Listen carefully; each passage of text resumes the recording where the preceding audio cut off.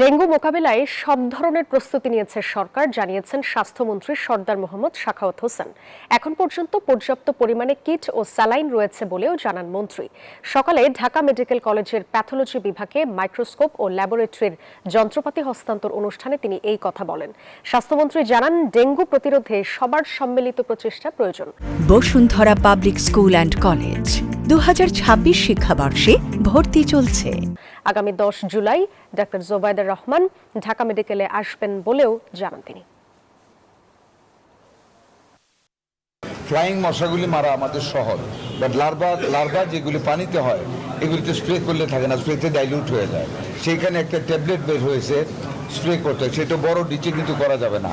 ছোটো ছোটো জায়গায় যেখানে লার্ভা জন্ম হচ্ছে, হাঁড়ি পাতিলের মধ্যে, নারিকেলের শুকরার মধ্যে, টায়ারের মধ্যে, এগুলিতে একটা মেডিকেলি অ্যাগ্রিড ডিস্টার্জে এগুলি দিলে লার্ভাগুলি মরে যায় ট্যাবলেট দিলে।